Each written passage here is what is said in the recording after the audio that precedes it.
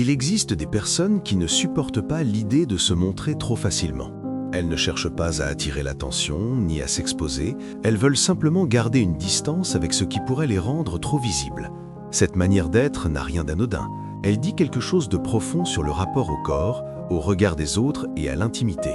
Le vrai problème, ce n'est pas seulement d'être réservé, c'est quand cette réserve devient une manière de se retirer du monde, quand le corps, les sentiments, les élans, tout ce qui devrait simplement exister, se retrouve enfermé derrière une porte qu'on n'ouvre plus vraiment.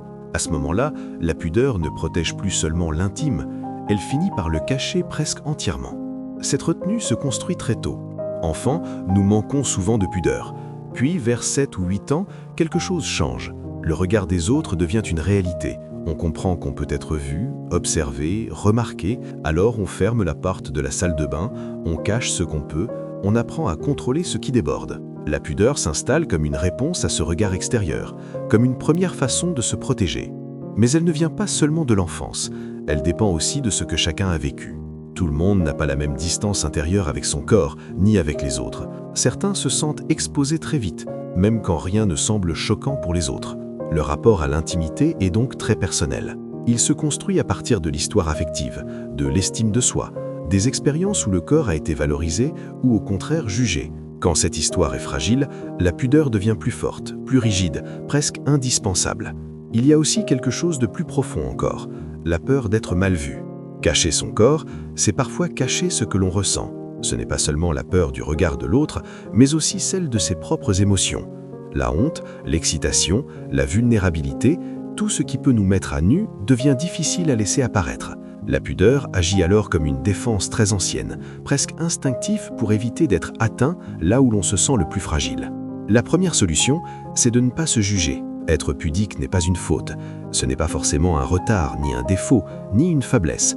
Si cette manière d'être correspond à une valeur personnelle, elle peut être respectée. Le problème n'apparaît que lorsque la pudeur commence à empêcher de vivre, à contraindre, à enfermer. C'est à ce moment-là qu'il faut se demander non pas comment disparaître, mais ce que cette pudeur essaye de protéger. La deuxième solution consiste à retrouver une sécurité intérieure plus solide. Le regard des autres ne peut pas tout réparer. Il faut aussi apprendre à s'occuper de soi, à se rassurer autrement, à retrouver un lien plus doux avec son propre corps. Le lien social aide bien sûr parce qu'il rassure. Mais il y a aussi les soins du corps, la détente, la marche, le sport, le calme, toutes ces choses simples qui aident à se sentir un peu plus stable de l'intérieur. Il est aussi important d'apprendre à se faire plaisir sans attendre le regard d'autrui. Se plaire ne veut pas dire se montrer. Se plaire, c'est écouter ce qui fait du bien, ce qui apaise, ce qui rend plus vivant. Lire, cuisiner, marcher, choisir une tenue dans laquelle on se sent bien. Ces gestes peuvent sembler modestes, mais ils redonnent une forme de liberté. Ils permettent de redevenir présent à soi sans se sentir obligé de se mettre en scène.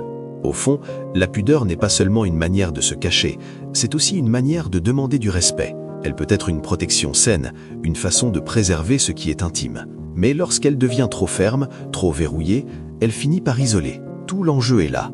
Garder ce qui mérite de l'être sans disparaître derrière. Être pudique, ce n'est pas s'effacer. C'est apprendre à choisir la bonne distance entre soi et le monde.